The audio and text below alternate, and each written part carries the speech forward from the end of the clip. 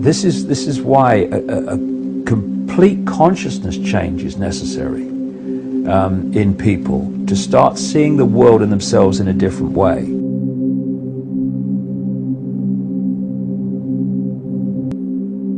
We are different points of attention within a infinite stream of consciousness. That's who we are. You are an expression of the same stream of consciousness that I'm an expression of.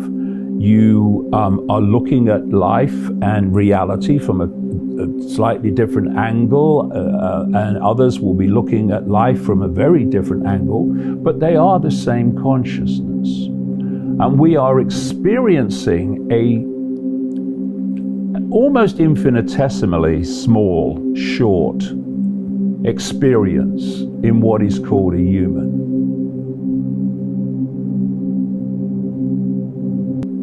Consciousness is the word I'm using for what we really are. All that is, has been, ever will be. And consciousness has an experience within this reality if it chooses to.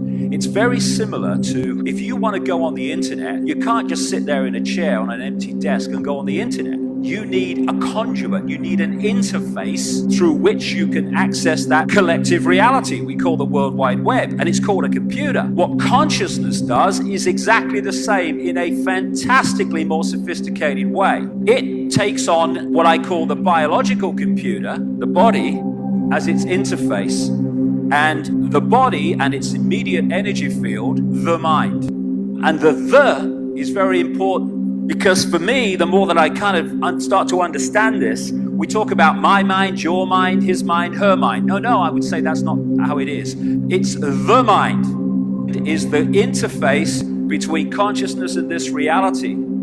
You can be a Wall Street banker over here and a New Ager over there and still be in the same mind. And what the conspiracy is about, in its primal level, is pulling us and our point of perception into the vehicle, into the interface, the mind, and out of consciousness. And what's happening now, there are changes taking place vibrationally in this reality, which is helping people to open their minds to consciousness, and therefore people are, as we say, waking up from mind into consciousness. And the moment we start to do that, we see the world in a completely different way. Why? Because our point of perception, our point of observation moves out of mind into consciousness. And the mind is a very good thing, because we can use that to interact with this reality. And the mind operates through something called thought, which is a very, very low level of perception. Consciousness operates through something I call knowing. It's all knowing. It's all that is, has been, and ever will be. Therefore, it's not constantly working things out. That's why when you enter a state of consciousness, you go into a place of silence. If you look at the world, it is a collective projection of the collective state of human consciousness. That's what it is. It's not something external to us. It's a projection of us.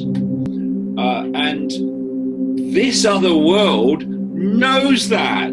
It knows that if it can program your perceptions, particularly collective perception, it will not only dictate your behavior, it will create a projection of those perceptions that we call human society. So let's talk about what I see as a great opportunity. If this whole game falls and goes boom, people there will be some painful fallout in terms of the materialistic aspect of our lives. Many people will lose homes. They already are. Many people will lose not just their home, but perhaps their car as well. It might be that it's forcing us back into extended family relationships again and so forth. Can you tell me what you see as the beauty and the fallout from the collapse of this current economic structure, if we're willing to take on a shift in consciousness? Well, let's take the analogy of someone who's addicted to drugs. Often you'll hear them say, those that have come out of it eventually, I had to go to the lowest point it was possible to imagine before I had the understanding that I had to change. I had to do something about the situation I was in, because the status quo was not an option. Well, There are many addictions. There's emotional addiction, drug addiction, alcohol addiction, and there's things addiction. The addiction to things, to having the latest this, the latest that, a bigger this, a bigger that, and chasing this material dream as if it's, a bigger fridge is going to make you happier than the one you've had, which is perfectly adequate. And it's this addiction to the accumulation of things, and the addiction, therefore, to the debt that overwhelmingly pays for them, that has enslaved people within the system. Because if you want this, then you must do this to get that. And what you must do, you must play the game by our rules. You must, for instance, see success as the accumulation of more and more things. Because if you buy into that version of success, then you will, in pursuing it, do exactly what we want you to do. Almost infinitesimally small, short experience in what is called a human. So what is a human? A human is a way of processing information. So the human body, the human brain, the human genetic system processes information in a certain way, and we call that human.